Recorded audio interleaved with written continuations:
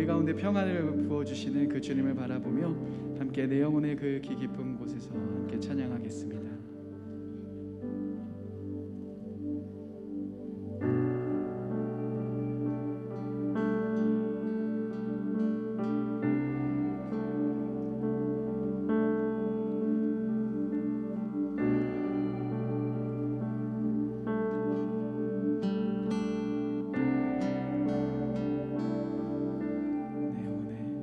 내 영혼의 그 깊은 데서 맑은 가락이 흘려나네.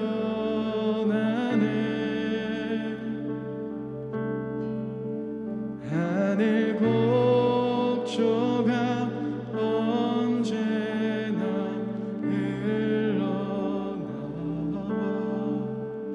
내 영혼을 덮으사네. 2절로 찬양하겠습니다. 내 마음속에 솟아나 이 평안이 깊이 묻힌 보배로다.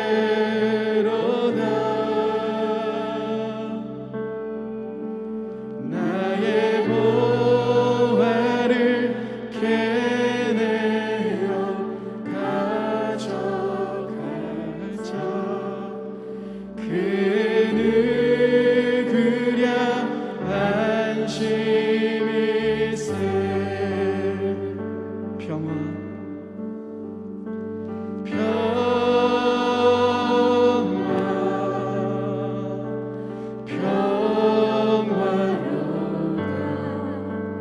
하늘 위에서 내려오네.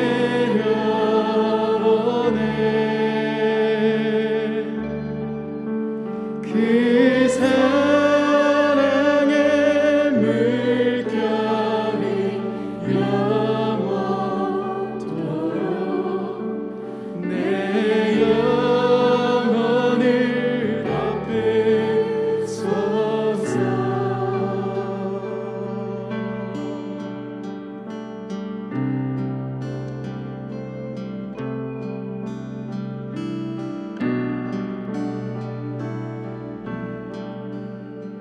우리 함께 3절로 찬양하겠습니다. 내 영혼의 평화가 넘쳐나니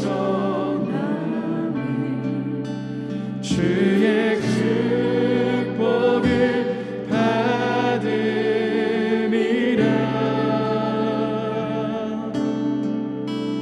내가 주야로 주님과 함께 있어 내 영혼이 편히.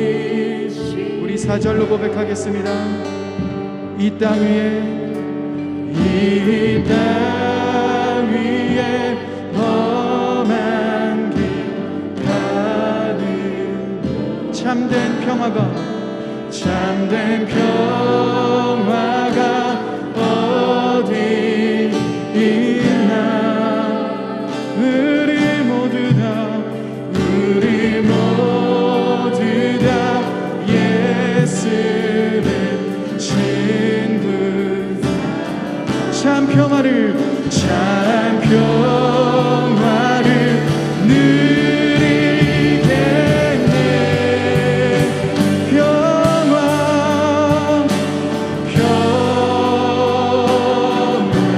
평화로다.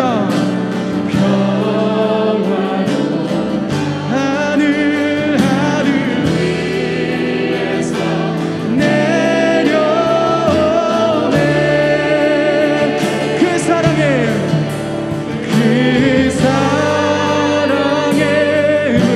물결이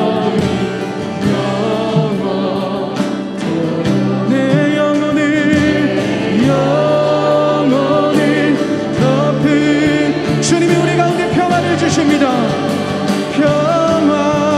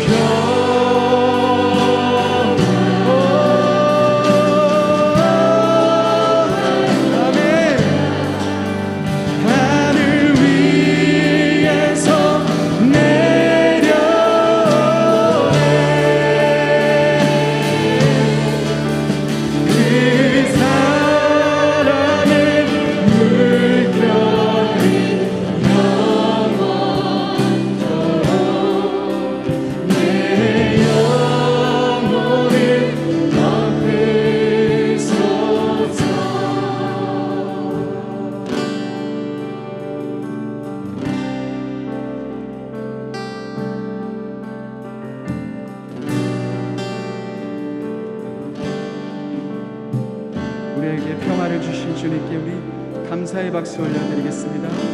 네, 주님.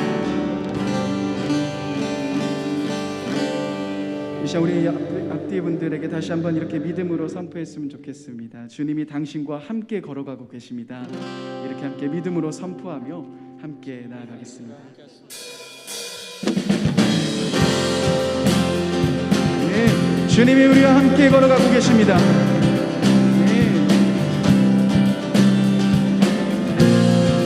우리 함께 대산을 넘어 함께 찬양하며 나아가겠습니다. 대산을 넘어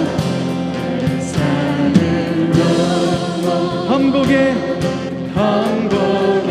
가도 빛 가운데로 걸어가며 주께서 항상 지키시기로 약속한 말씀 변치 않네.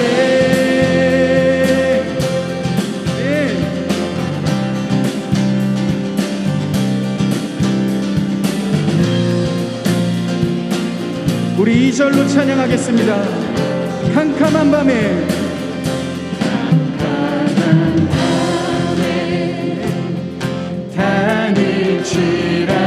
다닐지라도 주께서 나의 길 되시고 나에게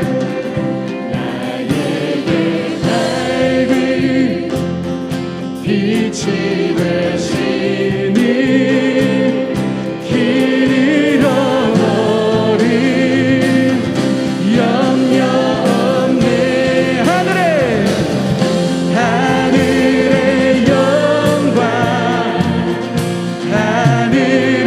영광 나의 맘 속에 차고도 넘쳐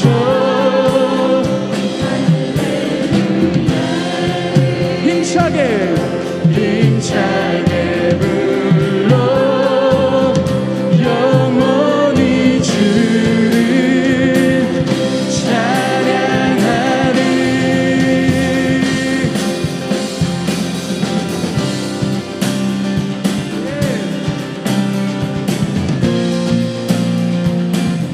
우리 3절로 함께 찬양하겠습니다. 광명한 그 빛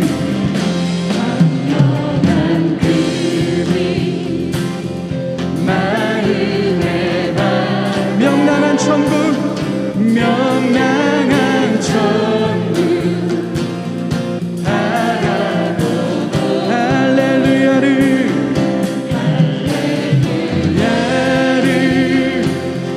힘차게 불러 날마다 빛에 걸어가리. 하늘의 영광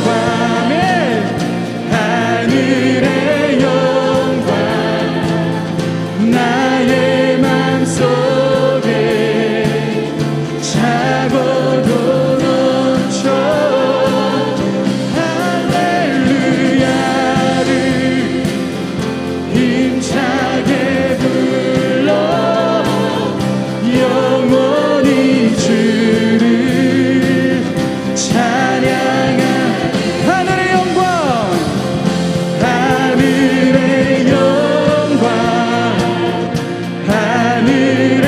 영광 나의 맘속에 차고도 넘쳐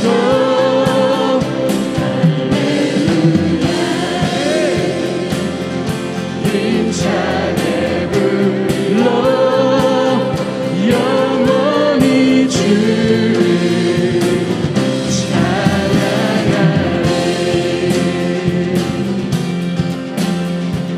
주님이 우리와 함께 걸어가고 계십니다. 우리 어려운 상황 속에서도 주님이 우리를 붙지켜주고 계십니다. 이 시간 우리와 함께 계신 그 주님을 바라보며 감사의 박수를 주님께 올려드리며 나가십시다. 주님 감사합니다. 아멘. 주님 감사합니다. 아멘. 주님이 우리와 함께 하십니다.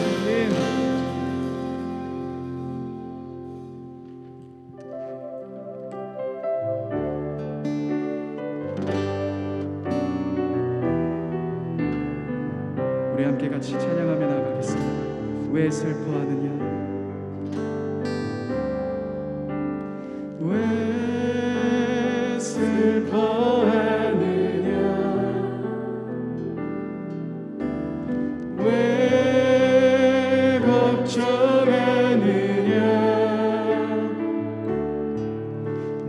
무얼 두려워하느냐,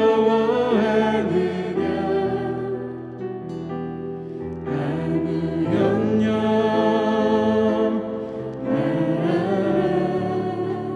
큰 어려움에도 큰 어려움에도 큰 아픔이 있어도 이제 아무 걱정하지 마. 내가 널 붙들어 주리. 내가 너와 항상 함께 하리라. 내가 너를 지키리라. 실망치 말고 나를 보아라. 나는 너의 하나님이라.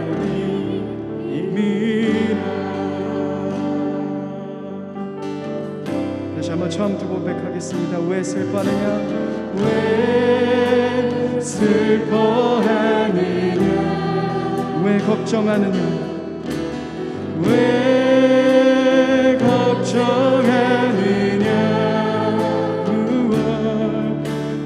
무얼 두려워하느냐, 아무 염려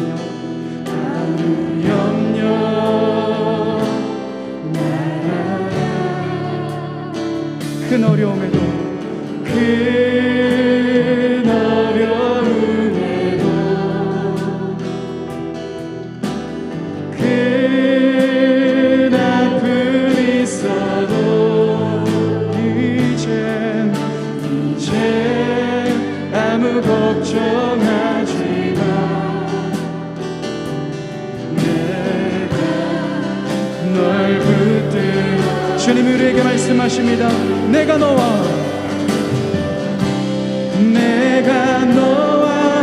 항상 함께 하리라. 내가 너를 지키리라.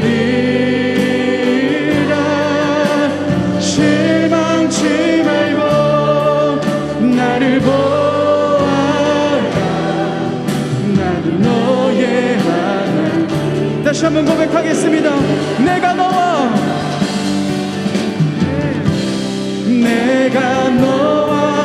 항상 함께 하리라.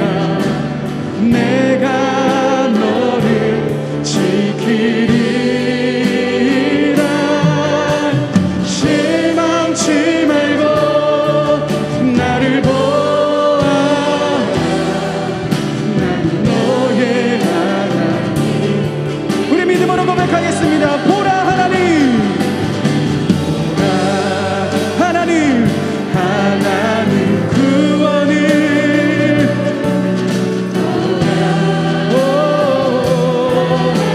능력을 너희를 위해서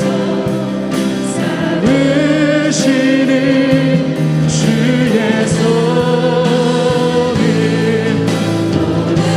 보라 하나님,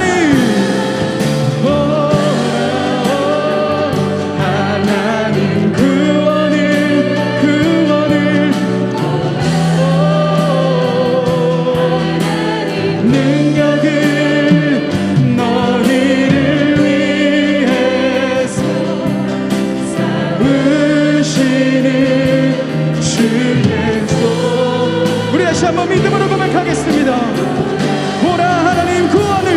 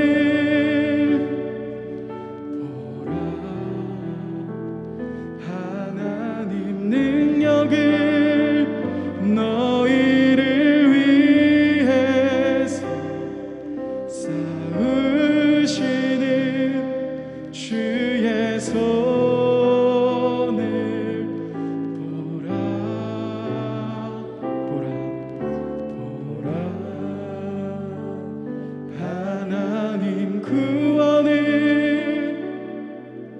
보라. 하나님 능력을 너희를 위해서 싸우시는 주의 손을 보라.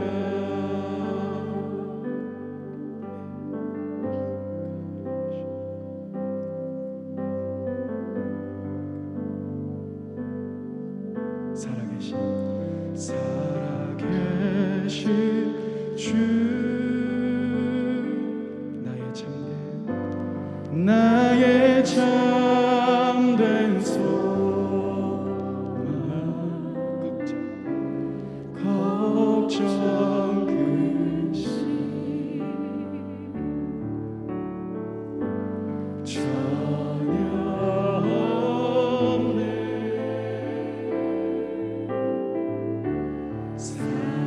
사랑의 주네 갈 길 인도하니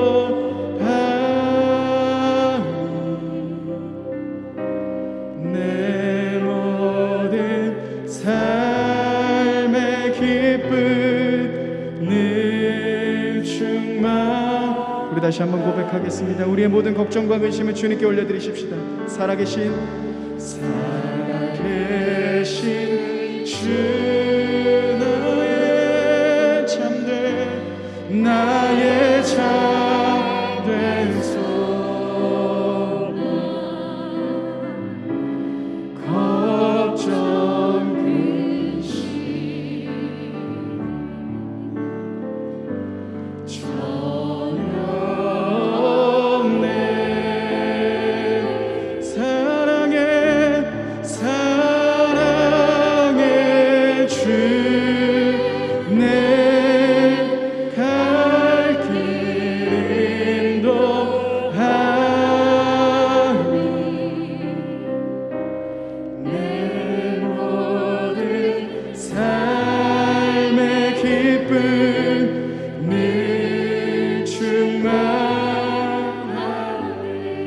여러분 이 시간 같이 한번 기도하며 나가시겠습니다.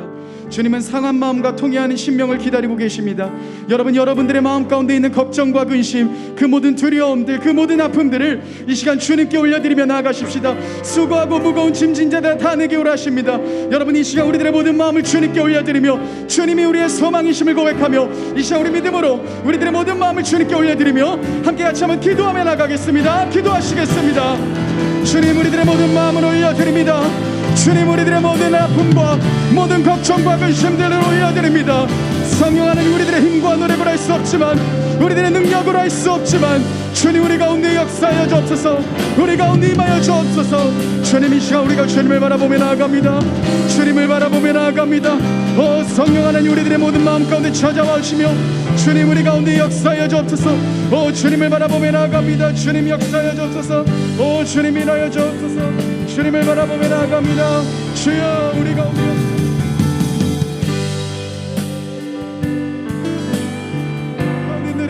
염려들을 주님께 올려드리며 나아갑니다. 오 성령 하나님 주님이 우리의 모든 것 죄심을 고백합니다. 하나님 우리들의 힘과 노력을 할 수 없었던 많은 일들 가운데 우리의 소망이신 주님을 바라보며 나아갑니다. 상한 마음과 동의하는 신명을 기다리고 계시는 주님을 바라보며 나아갑니다. 성령 하나님 우리들의 마음 가운데 찾아오시며 성령 하나님 우리들의 마음 가운데 임하옵소서. 하나님 우리들의 지친 마음 가운데 하나님의 마음 가운데 깨어진 마음 가운데 주님 찾아와 주시며 주님의 마음과 주님의 위로하시니 우리 가운데 더 깊이 부어질 수 있도록 인도하여 주옵소서. 주님을 바라보며 나아갑니다. 주님을 바라보며 나아갑니다. 우리의 소망이신 주님을 바라보며 나아갑니다. 우리의 기쁨이신 주님을 바라보며 나아갑니다. 성령 하나님 임하여 주옵소서. 성령 하나님 임하여 주옵소서. 오 주여 임하여 주옵소서. 오 주여 우리의 모든 마음을 올려드리며 나아갑니다. 오 주여 임하여 주옵소서. 오 주여 아버지, 오 주여 아버지, 오 주여 아버지, 오 주여 아버지, 주님을 바라보며 나아갑니다. 주님을 바라보며 우리들의 모든 마음과 우리의 중한 마음 하나님 지친 마음들 상처된 마음 오 주님을 바라보며 나아갑니다. 주님 우리를 치유하여 주옵소서. 주여 우리를 회복시켜 주옵소서.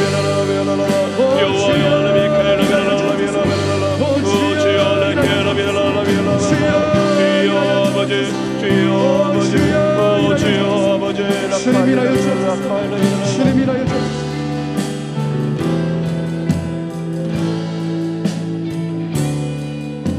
우리 한 가지만 더 기도하면 좋겠습니다.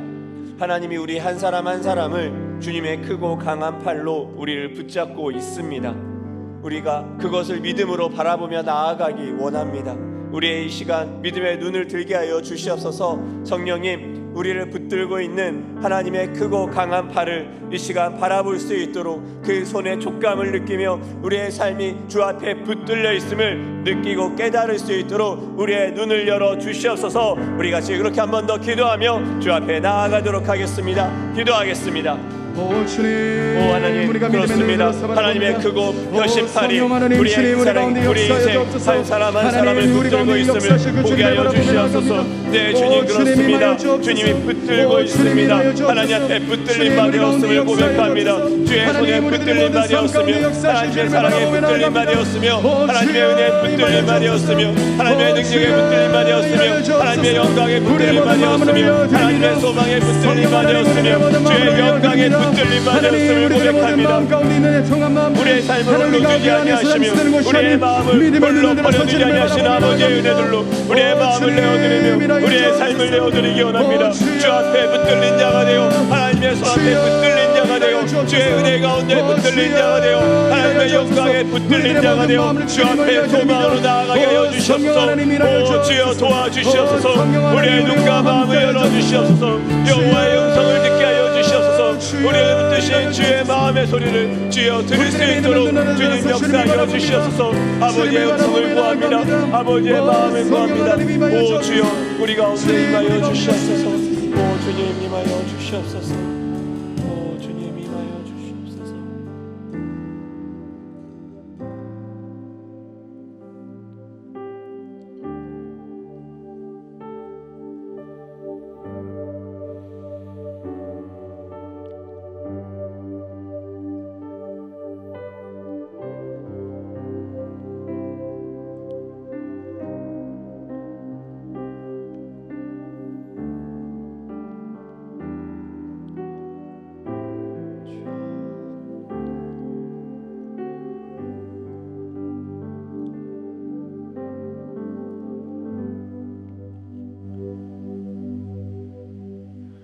하나님, 우리가 주의 손에 붙들려 있음을 믿음의 눈을 들어 바라보기 원합니다. 우리 홀로 버려준 것이 아니라 주의 크고 강한 팔이 우리를 움켜쥐고 있기에 우리의 삶도 또 우리의 상황도 우리의 마음도 주님 앞에 있음을 주님 믿음으로 고백하며 나아갑니다. 이 시간 그렇게 믿음으로 붙들며 나아간 자들에게 주의 성령을 한량없이 부어주셔서 눈을 열어 살아계신 하나님 보게 하여 주시고 마음을 열어 하나님의 음성을 들을 수 있도록 주님 이 시간 역사하여 주시옵소서. 우리의 몸과 마음을 활짝 열어주셔서 주님 이 시간 역사하여 주셔서 주의 말씀이 살아있음을 우리 하나님이 살아있음을 경험할 수 있도록 주님 도와주시옵소서. 감사드리며 예수님의 이름으로 기도합니다. 아멘. 네, 뭔가 후주가 나올 것이라 기대했습니다. 우리 이번 주 학가다 말씀 3번 학가다하며 말씀을 마음에 새기며 나아가도록 하겠습니다. 누가복음 9장 23절 말씀입니다. 누가복음 9장 23절 말씀. 또 무리에게 이르시되 아무든지 나를 따라오려거든 자기를 부인하고 날마다 제 십자가를 지고 나를 따를 것이니라. 누가복음 9장 23절 말씀. 누가복음 9장 23절 말씀. 또 무리에게 이르시되 아무든지 나를 따라오려거든 자기를 부인하고 날마다 제 십자가를 지고 나를 따를 것이니라. 누가복음 9장 23절 말씀. 누가복음 9장 23절 말씀. 또 무리에게 이르시되 아무든지 나를 따라오려거든 자기를 부인하고 날마다 제 십자가를 지고 나를 따를 것이니라. 누가복음 9장 23절 말씀. 아멘. 오늘 하나님께서 우리에게 주신 말씀 같이 보도록 하겠습니다. 출애굽기 5장 22절에서 6장 9절까지의 말씀입니다. 출애굽기 5장 22절에서 6장 9절까지의 말씀, 저희 여러분이 교독하시고 마지막 절은 같이 읽도록 하겠습니다. 출애굽기 5장 22절에서 6장 9절까지의 말씀입니다. 모세가 여호와께 돌아와서 아뢰되 주여 어찌하여 이 백성이 학대를 당하게 하셨나이까? 어찌하여 나를 보내셨나이까? 내가 바로에게 들어가서 주의 이름으로 말한 후로부터 그가 이 백성을 더 학대하며 주께서도 주의 백성을 구원하지 아니하시나이다.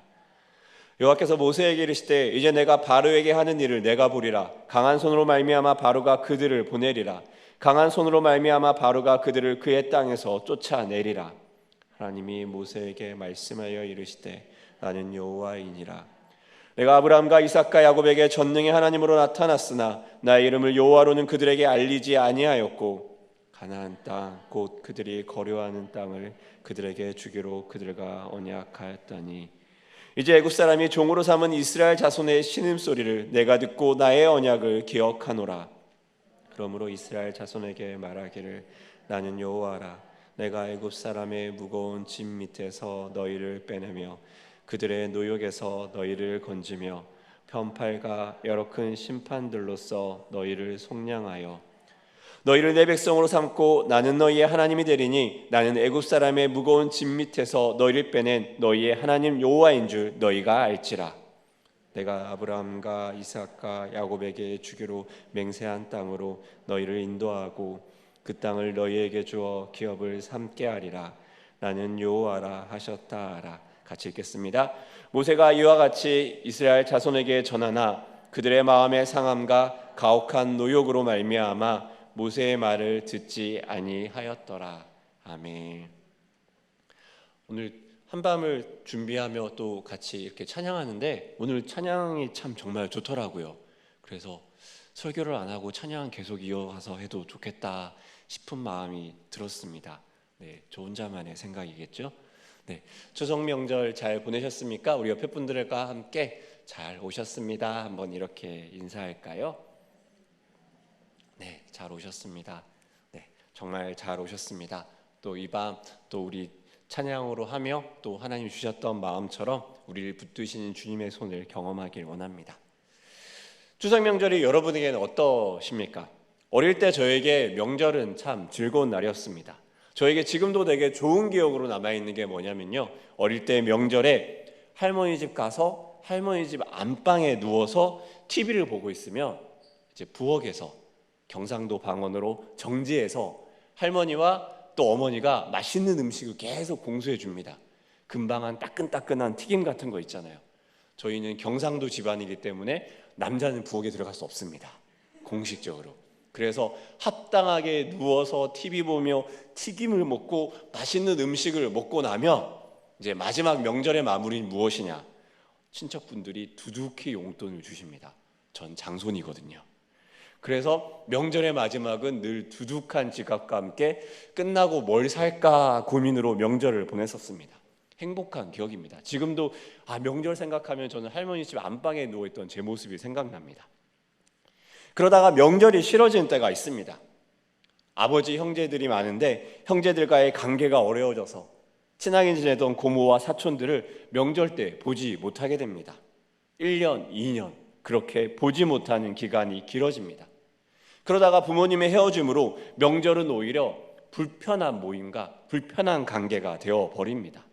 그래서 명절에 시골에 내려갔다가 얼른 올라오거나 20대가 되면 여러 가지 이유를 만들어냄으로써 피하게 되었습니다. 목사라는 게 참 좋은 게 명절에 내려가지 않아도 됩니다.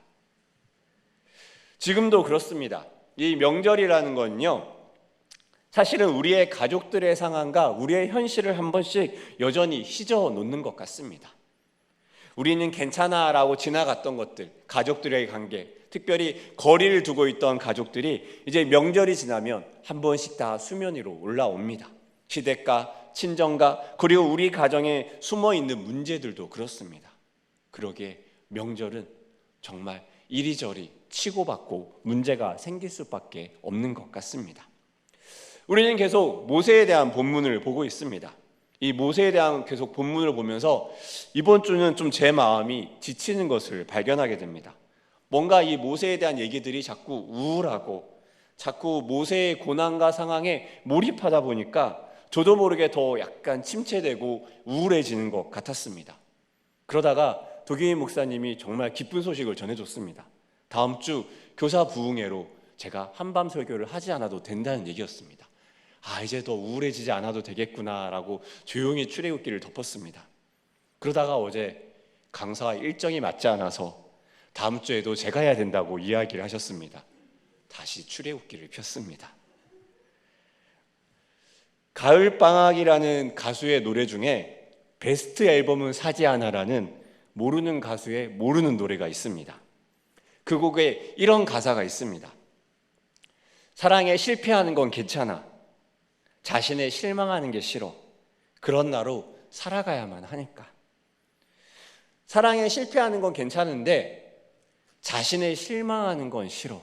그런 나로 계속 살아가는 내 모습이 싫다는 가사가 뭔가 이 본문을 보며 또 명절을 지나며 저에게 와닿는 것 같습니다. 지난번 우리 나눴던 말씀을 한번 정리하기 원합니다. 모세가 용기 있게 바로를 찾아갔죠. 두렵고 떨릴 수 있는 그 걸음 앞에 모세는 담대하게 하나님의 일을 전합니다. 하지만 동화같이 순탄하게 풀리지 않았고 또 모세는 용기 내었지만 더 큰 어려움을 바로에게 겪습니다. 욕을 먹는 것을 넘어서 이스라엘에 대한 애굽의 압제를 더욱더 강제하게 만듭니다. 애굽의 행동은 모세와 이스라엘의 관계를 틀어놓습니다. 그리고 모세는 그 많은 이스라엘 백성들의 욕을 한꺼번에 먹으면서 말이 없습니다. 그리고 지난주 마지막에 여호와께로 갑니다. 모세의 상황은 사면 초가입니다. 상황은 어려워졌고 백성은 등을 돌리려 합니다. 이전에 백성이 등을 돌리고 상황이 어려워졌을 때 모세는 어떻게 했습니까? 멀리 광야로 도망갔습니다. 멀리 미디안 광야로 살기 위해 도망갔습니다. 사실 지금도 모세의 마음엔 도망가고 싶을 것입니다. 그럼에도 그는 모든 말을 참고 오늘 이제 여호와 앞에 나와 여호와 앞에서 자신의 마음을 쏟아냅니다. 모세는 무슨 이야기를 할까요? 우리 22절의 말씀 같이 한번 읽어보도록 하겠습니다. 22절의 말씀입니다. 시작. 모세가 여호와께 돌아와서 아뢰되 주여 어찌하여 이 백성이 학대를 당하게 하셨나이까? 어찌하여 나를 보내셨나이까? 이 모세의 절절한 절망이 혹시 여러분 이 본문에서 느껴지십니까? 어찌하여라는 말이 이 짧은 구절에 두 번이나 반복됩니다. 어찌하여 학대를 당하게 하며 어찌하여 나를 보내셨습니까? 이 학대를 당하다라는 말의 원어 하레오타라는 말은요, 어떤 뜻이 있냐면요, 산산조각으로 부숴버리다, 괴롭히다, 깨트리다, 그런 뜻이 있습니다. 산산조각으로 부서진 건 이스라엘의 상황만이 아니라 어쩌면 모세 자신의 마음이며 이스라엘의 마음의 상태가 아니겠습니까? 산산조각이 나 있고 깨트려지고 괴롭힘을 당하고 있는 상태입니다. 이 모세의 좌절과 이 절망은요, 이 지금 자기의 눈앞에 펼쳐진 상황과 또 모세가 느껴지는 상황이 함께 포함됩니다. 여러분은 만약 여러분 자신에게 모든 책임을 묻는 그 반대의 상황에 처했다면 어떻겠습니까? 여기 지금 나와 있는 모든 사람이 우리 자신을 향해서 손가락질한다면 여러분은 어떤 마음이겠습니까? 이른바 내가 모든 걸 다 망쳐버렸어. 내가 진짜 어떤 모습인지 알면 사람들이 나에게 다 욕을 해버릴 거야. 그런 마음 혹시 여러분은 느껴보셨습니까? 모세가 지금 그런 마음 아니겠습니까? 사실 지금 여기 앞전까지의 상황만 보면 마치 좋은 드라마의 시작점 같습니다. 돌아온 모세, 하나님의 선지자가 되다. 딱 이 제목처럼 하나님과 자신이 만났던 그 정말 기적 같은 이야기들을 해갑니다. 너네 떨개나무에 타지 않는 불 본 적 있어? 여기서부터 시작해서 하나님이 나에게 말 건 거 너희는 들어본 적 있어? 막 간증이 이어집니다. 하나님의 기적이 함께합니다. 모든 것을 잃어버린 이스라엘에게 소망처럼 모세의 말들이 다가왔습니다. 사람들은 기대에 넘칩니다. 노예가 왕을 만나러 갑니다. 그리고 왕의 감히 말을 합니다. 내 백성을 보내라. 그리고 바로가 왕좌에서 내려와 하나님 말씀이면 그렇게 해야죠 라고 기대했던 일은 초호도 일어나지 않았습니다. 마치 현실의 이야기처럼 출애굽기는 진행되었죠. 일은 더 많아지고 사람들은 모세에게 손가락질하는 상황입니다. 욕이란 욕은 지금 모세가 다 먹고 있습니다. 모세는 사람들에게 뭐라고 해야 될까요? 제가 지금 하나님 말씀 잘못 들은 것 같은데 조금만 시간 주시면 이 상황 한번 제가 바꾸어 보겠습니다. 잠깐 저에게는 그래도 다른 계획이 있습니다. 잠시만 기다려 주십시오. 제가 다른 계획을, 플랜 B를 가동해 보겠습니다. 죄송하지만 하나님이 이 벽돌을 만드는 기적의 기술 같은 건 저에게 주지 않았습니다. 죄송합니다. 제가 한번 다시 기도해 보겠습니다. 이렇게 말해야 되는 변명의 자리에 처해 있는 것은 아니겠습니까? 이때 모세는 어떻게 했습니까? 사람 만나는 게 싫고 사람이 다 두렵고 모두가 다 내 적처럼 느껴지지 않겠습니까? 예전 축구 선수인 하석주 선수를 여러분 기억하실 겁니다. 그 선수는 98년 프랑스 월드컵에서 한국 월드컵 출전 사상 첫 선제골을 넣었습니다. 제가 이때 라이브로 보고 있었습니다. 새벽에. 우와 소리를 지르고 소리가 채 끝나기 전에 3분 뒤에 그는 백태클로 퇴장을 당합니다. 한국은 멕시코에게 패배합니다. 이 패배의 분위기는 그대로 이어져서 그 다음 네덜란드에게 5대0 대패를 당합니다. 사실 10대 0이 되어도 이상하지 않았던 경기죠.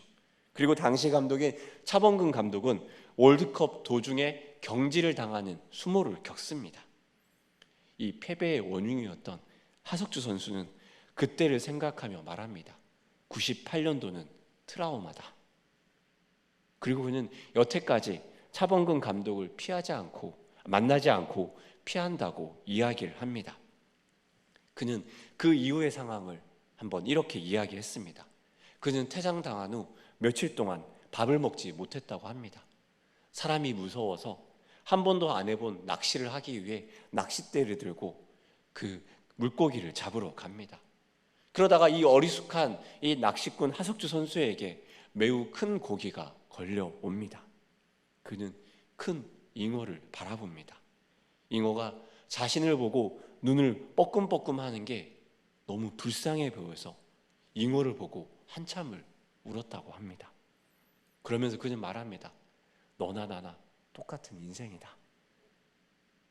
모세는 이렇게 말합니다. 하나님 왜 나를 보내셨습니까?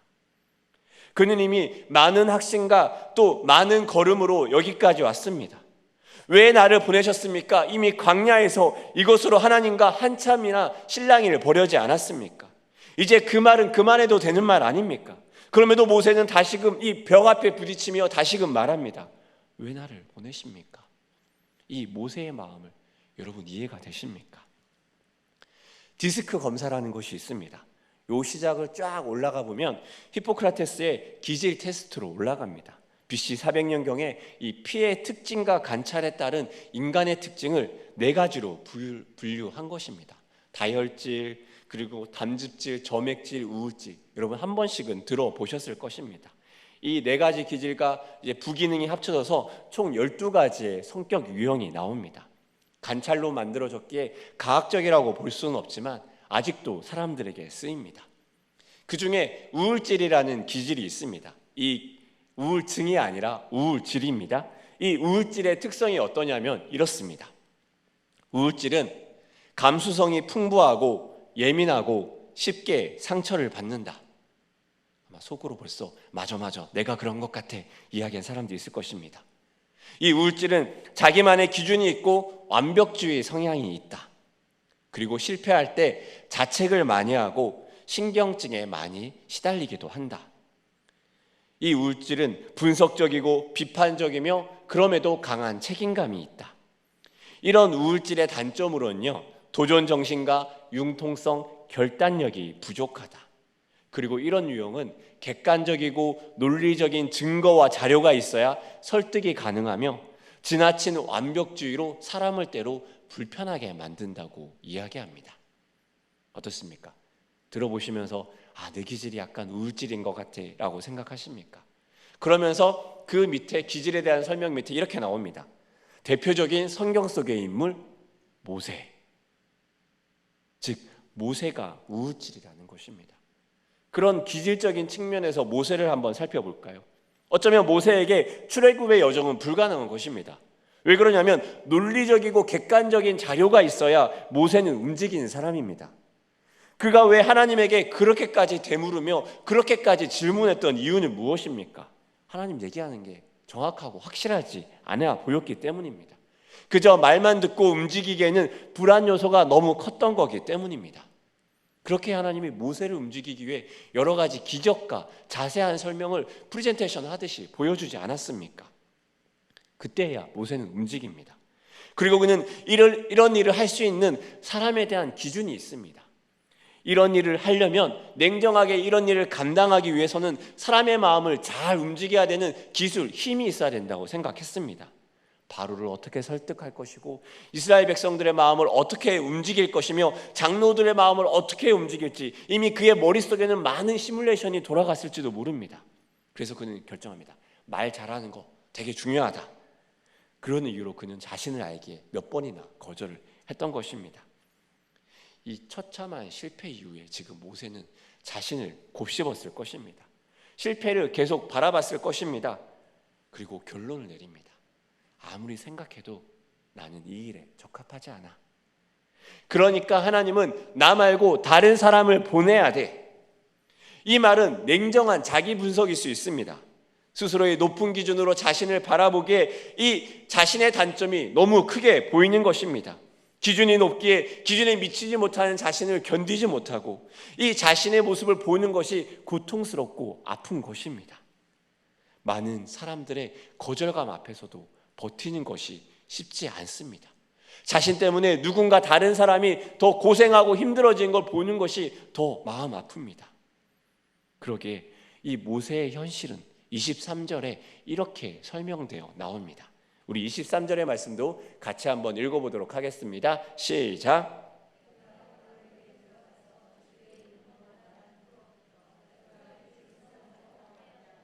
주께서도 주의 백성을 구원하지 아니하시나이다. 모세의 관찰과 분석이 보이십니까?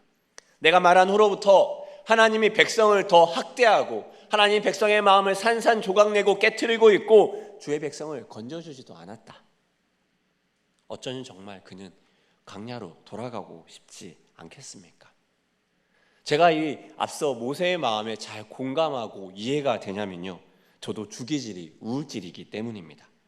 그러게 모세의 마음이 잘 이해가 됩니다. MBTI라는 심리검사가 있습니다. 요즘 젊은 친구들이 많이 하는 거죠. 브릭스와 그의 딸 브릭스 마이어스가 개발한 심리검사입니다. 제 유형은 어떤 유형이냐면 INTJ라는 유형입니다. 네, 유형만으로도 웃음이 나오면 저는 어떻게 해야 되죠? 네, 아니죠. 네, 우리 한예찬 전도사가 되게 어려워하는 유형이 저라고 합니다. 네, 저는 아무런 말도 안 했는데요. 이 INTJ 유형에 대한 설명을 한번 드리겠습니다. INTJ는요, 사회활동을 싫어합니다. 사람 많고 시끄러운 장소를 싫어합니다. 남에게 관심 없고 고민 상담할 때 공감을 잘하지 못합니다. 인간관계 맺고 끊는 정리를 잘하고 사람에게 정붙이는데 오래 걸립니다. 사람의 얼굴과 이름을 잘 까먹습니다. 사람들에게 무신경하다 이야기를 듣고 남 일에 정말 무신경합니다. 자기의 관심 있는 영역이 아니면 신경 쓰지 않습니다. 이런 유형의 사람에게 절대 어울리지 않는 직업이 있다고 합니다. 바로 심리 상담사. 저는 여기에 목회자도 추가하고 싶습니다. 이 분석을 보면 혼자 그런 생각을 했습니다. 난 여기서 뭐 하고 있는 거지? 이른바 현타가 옵니다. 현타, 현실 자각 타임으로 내가 여기서 무엇을 하나라는 그런 마음과 비슷합니다. 저는 지금 목사로 목회에 종사합니다. 목사는 어때야 됩니까? 여러분이 기대하고 생각하는 목사는 무엇입니까? 사람들을 많이 만나고 사람들을 만나는 거 즐거워하고 사람들의 사정과 상황을 잘 들어주고 기도하고 상담해야 되고 챙겨주는 것을 좋아해야 합니다. 사람들에게 좋은 인상으로 잘 웃어주게 돼야 되고 사람의 이름도 잘 외우고 또 잘 기억해줘야 합니다. 거기에 세심하게 챙겨주는 것 중요합니다.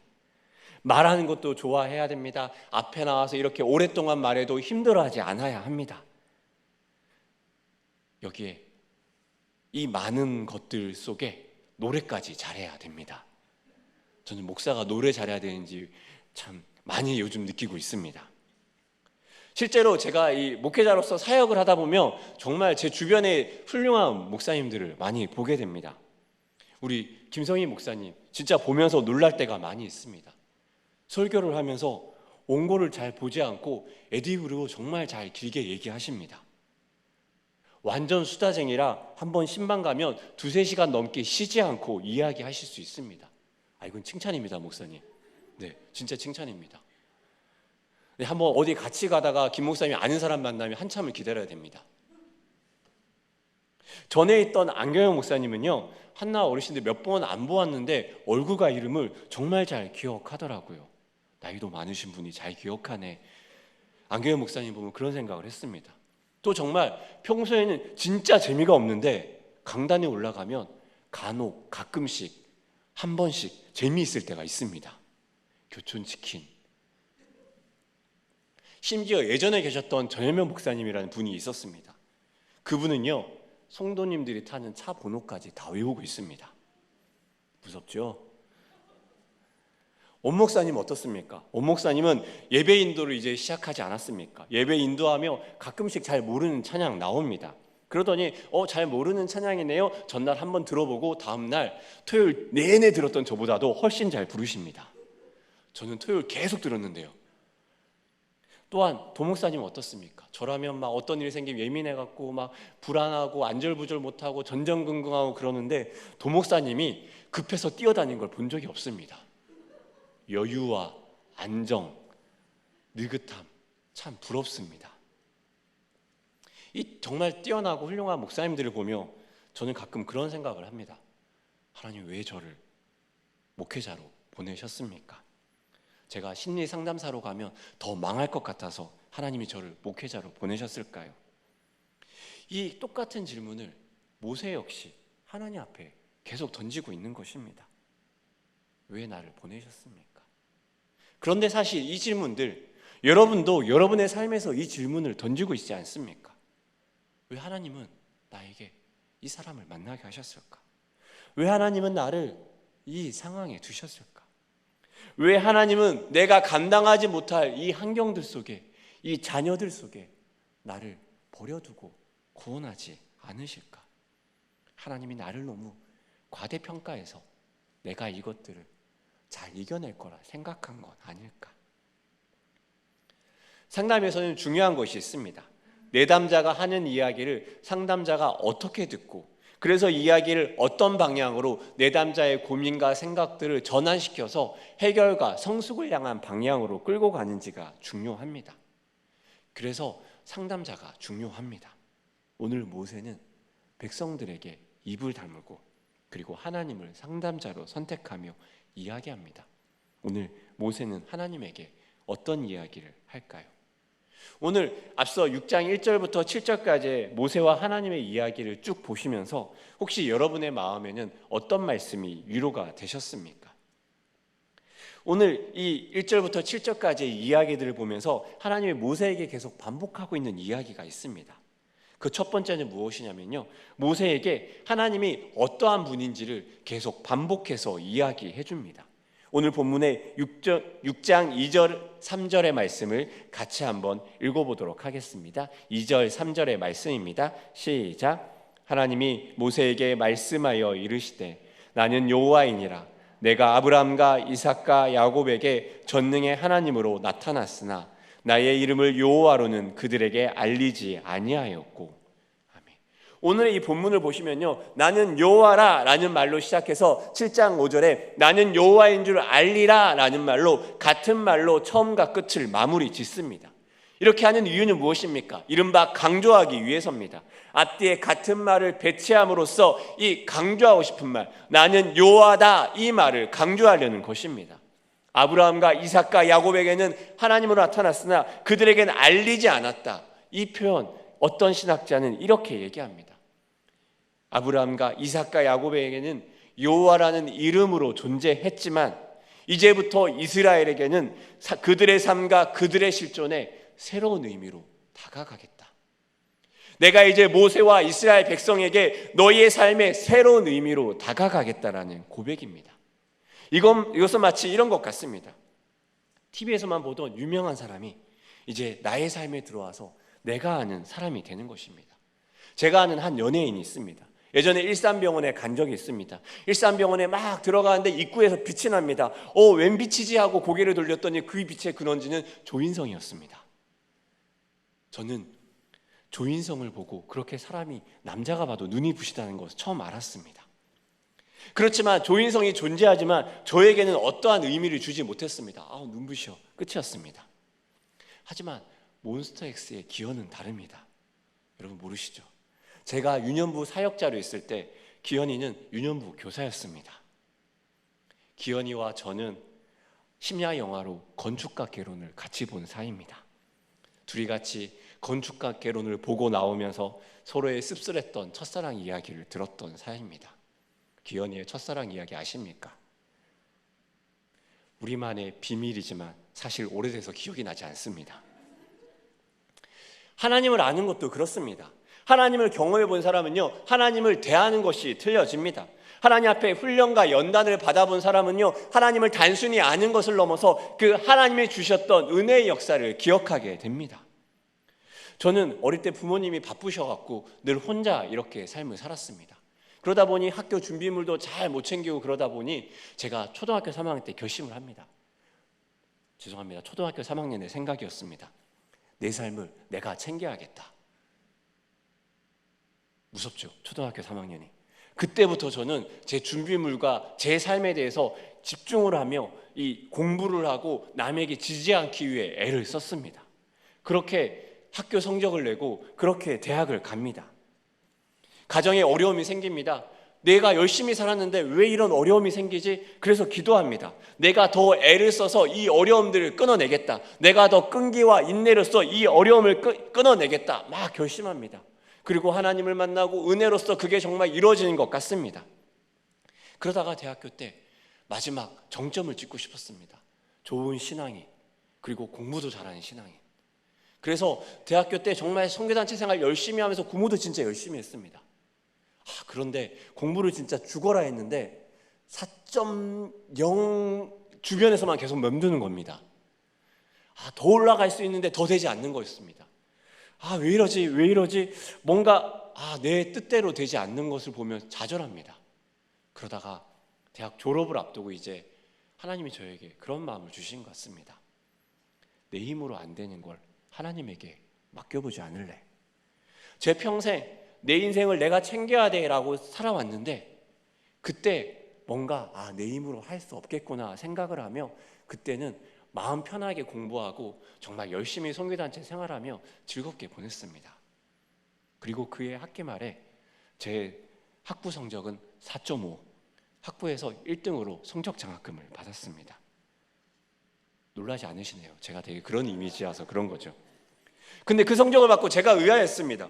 아니 하나님, 왜 내가 열심히 안 했는데 왜 이런 성적을 주시는 거죠? 내가 죽어라고 그것을 받으려고 할 때는 그런 성적을 안 주시더니 감사했지만 뭔가 서운합니다. 근데 그때 제 안에 하나의 뭔가 성이 무너지는 것을 느꼈습니다. 하나님이 결국 하시는 거구나. 내가 애써도 되지 않는 그 영역과 부분이 있구나. 나는 요하라. 이 말이 저에겐 그렇게 들립니다. 내 힘이 아닌 하나님을 붙드는 것. 모세에게도 그렇겠지 않겠습니까? 나를 다시 불러준 하나님에게 하나님이 계속 얘기합니다. 나는 여호와라. 모세야, 알지 않느냐? 광야에서 네가 버림받은 인생을 살 때 그 인생을 불러낸 나를 알지 않느냐? 아무것도 아닌 잊혀진 존재로 살아갈 때 떨게나무 속에 너를 부른 나를 네가 알지 않느냐? 나는 여호와라. 하나님은 모세에게 계속 얘기합니다. 모세야, 나는 여호와라. 그리고 내가 일하실 것이다. 이런 하나님을 우리도 경험해보지 않았습니까?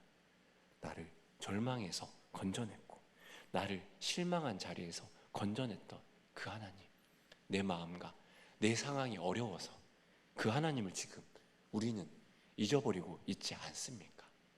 그런 모세와 그런 우리에게 하나님은 다시 기억하라고 말합니다. 나는 여호와라. 두 번째로 하나님은 하나님의 비전을 이뤄갑니다. 6절과 7절은 이렇게 이야기합니다. 6절과 7절의 말씀 같이 읽어보도록 하겠습니다. 시작.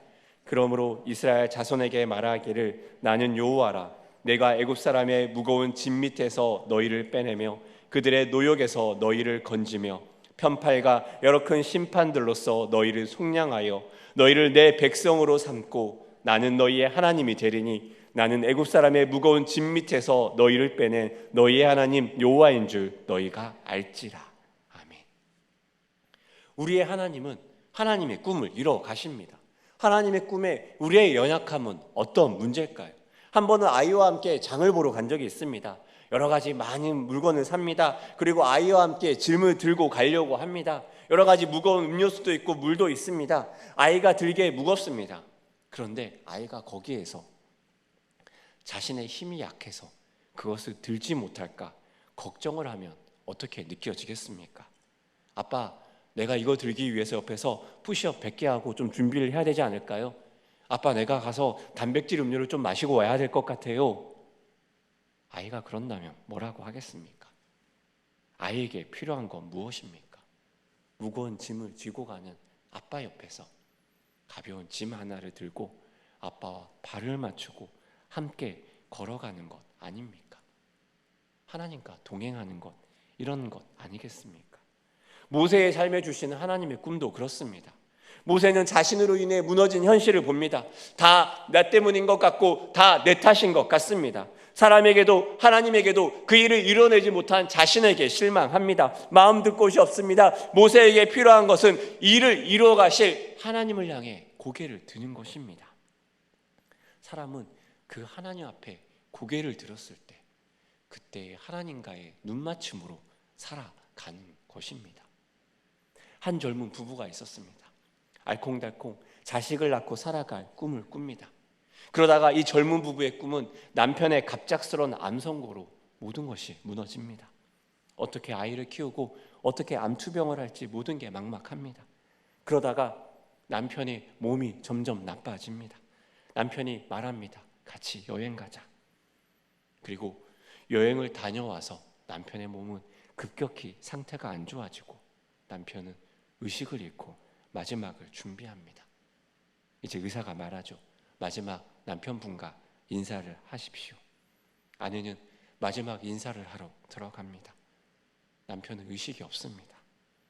그런데 의식이 없는 와중에도 남편은 아내의 손을 꽉 붙잡습니다. 아무런 말도 아무런 행동도 없습니다. 그런데 아내는 이렇게 느꼈다고 합니다. 남편이 얼마나 나를 사랑하는지, 그리고 나에게 얼마나 마음을 주는지 꽉 잡은 손을 통해 느껴집니다. 그리고 말합니다. 남편이 죽기 전 마지막 내 손을 꽉 잡았던 그때 그 확신과 사랑의 순간이 40년을 홀로 아이를 키우며 살아내게 했다고 말합니다. 어떤 작가는 말합니다. 시간은 두께를 가진다. 시간은 두께를 가져서 하나님이 임재하신 카이로스의 한두 시간의 물리적인 시간 40년의 크로노스의 시간을 이겨낸다고 말합니다. 남편과 손 꼭 붙잡은 그 짧은 몇 분의 시간이 이 여자로 하여금 40년의 고생을, 수고를 이겨내게 합니다. 냉정한 현실은 무엇입니까? 앞으로 모세는 거절과 좌절을 더 경험할 것입니다. 그리고 심지어 출애굽을 해도 이스라엘은 바뀌지 않습니다. 더 시험 들게 합니다. 하나님은 왜 모세를 붙잡았을까요? 이렇게 모세가 자신을 돌아보며 불안해하며 하나님 앞에 점검하는 사람이기에 하나님이 부른 것은 아닐까요? 그렇게 여기에서 하나님의 방정식이 바뀝니다. 모세의 약점이 모세의 강점이 됩니다. 불안하고 두려운 모세의 삶은 하나님만을 붙들 수 있게 가장 좋은 삶의 자리가 됩니다. 우리가 보기에 연약해 보이는 우리의 삶은 하나님 안에서 가장 강한 힘이 될 수 있습니다. 그렇다고 단번에 현실이 바뀌는 것은 다른 이야기입니다. 그렇게 오늘 본문 9절은 이렇게 끝이 납니다. 9절의 말씀 같이 한번 읽어보도록 하겠습니다. 시작. 모세가 이와 같이 이스라엘 자손에게 전하나 그들의 마음의 상함과 가혹한 노역으로 말미암아 모세의 말을 듣지 아니하였더라. 아멘. 하나님이 모세에게 이런 이야기를 하고 은혜의 말을 전했습니다. 모세는 이것을 사람들에게 나누고 싶었습니다. 하나님이 나에게 이렇게 이야기하셨습니다. 여러분 마음을 일으켜 세워 주십시오. 그렇지만 결과는 어떻습니까? 마음의 상함과 가혹한 노역으로 모세의 말을 듣지 않더라. 우리의 현실은 우리가 하나님과 깊은 관계를 맺어도 하나님 안에 더 깊이 들어가도 현실은 쉽게 바뀌지 않을 수 있습니다. 우리의 삶도 그렇습니다. 우리의 삶도 이 현실의 노역과 삶의 노역과 마음의 무너짐에 아무리 은혜를 이야기하고 아무리 하나님을 얘기하고 아무리 하나님 앞에 우리의 삶이 어때야 되는지를 이야기한다고 해서 은혜가 들리지 않을 수 있습니다. 내가 은혜가 가득하다고 해서 나의 남편에게, 나의 자녀에게, 나의 주변 사람에게 은혜의 말을 전한다고 해서 그들의 마음이 한 번에 단숨에 바뀌는 일은 잘 일어나지 않을 수도 있습니다. 그럴 때 아셔야 됩니다. 이들의 마음이 가혹한 노역과 상함으로 하나님의 말도 들리지 않는구나. 그럴 때 우리는 어떡하겠습니까? 작년 송구영신 때 교육자들이 했던 혹시 도망가자라는 노래 혹시 여러분 기억나십니까? 이 설교 중에 세상 노래를 띄우는 게 참 애매하고 마지막 무슨 조경처럼 하는 건 더 애매하지만 이 가사가 참 마음에 듭니다. 가사를 한번 같이 읽어보실까요? 시작. 도망가자 어디든 가야 할 것만 같아. 넌 금방이라도 울 것 같아. 괜찮아 우리 가자 너랑 있을게. 이렇게 손 내밀면 내가 잡을게. 있을까 두려울게. 어디를 간다 해도 우린 서로를 꼭 붙잡고 있으니 너라서 나는 충분해. 내가 옆에 있을게. 마음껏 울어도 돼. 그 다음에 돌아오자 씩씩하게. 뭔가 목사님이 쓰신 글보다 더 좋은 글 같지 않습니까? 저는 이 가사를 보면서 그런 생각을 합니다. 하나님이 그럼에도 마음의 상함과 가혹한 노역으로 하나님이 함께 하셨던 순간을 잊고 지금 좌절하는 사람들에게 하나님이 주시는 마음은 아닐까요? 사방이 막히고 내 삶이 실망하고 내가 도망가고 싶고 내 삶 속에서 내가 땅으로 꺼져버리고 싶은 그 마음이 있을 때 하나님은 말합니다. 도망가자. 하나님의 품속으로. 그 속에서 외롭지 않게 거하며 손잡아주며 하나님이 꼭 붙들어 주시는 그 하나님 품속으로. 그리고 하나님 품 안에서 마음껏 쏟아내고 마음껏 울고 그 다음에 다시 돌아가자 씩씩하게. 여전히 마음이 상해 있고 가혹한 노역이 기다리고 있고 변하지 않는 바로가 있고 그리고 여전히 무너지지 않을 것 같은 현실이 있는 그 삶 속으로 말입니다. 사랑하는 일산 충신의 여러분, 여러분이 경험한 하나님 어떤 분이십니까? 그 하나님과 우리의 현실은 어떤 관계가 있습니까? 그리고 지금 사람에게 실망해서 아니 나에게 실망해서 포기하고 돌이키고 싶진 않습니까? 우리의 짐을 지고 가는 하나님에게 우리의 짐을 맡기고 우리는 동행해야 되지 않습니까? 우리의 마음이 이스라엘 백성들처럼 너무 현실에 굳어버리고 마음이 상해버려서 하나님 앞에 길을 막지 않도록 다시금 우리의 마음을 하나님 품속으로 가지고 가야 하지 않겠습니까? 나에게 사람에게 실망해서 어디든 숨고 싶지 않습니까? 그런 여러분을 오늘 기도의 자리로 함께 도망가길 원합니다. 아버지의 품 안으로 도망가길 원합니다. 그 속에 하나님이 말합니다. 너랑 있을게. 이렇게 손 내밀면 내가 잡을게. 내가 옆에 있을게. 마음껏 울어도 돼. 하나님이 우리의 손을 잡고 아버지의 품속으로 도망가자고 우리를 초청합니다. 우리 함께 찬양하며 그 아버지의 품으로 도망가는 시간을 가지도록 하겠습니다. 이 시간 한번 잠깐 눈을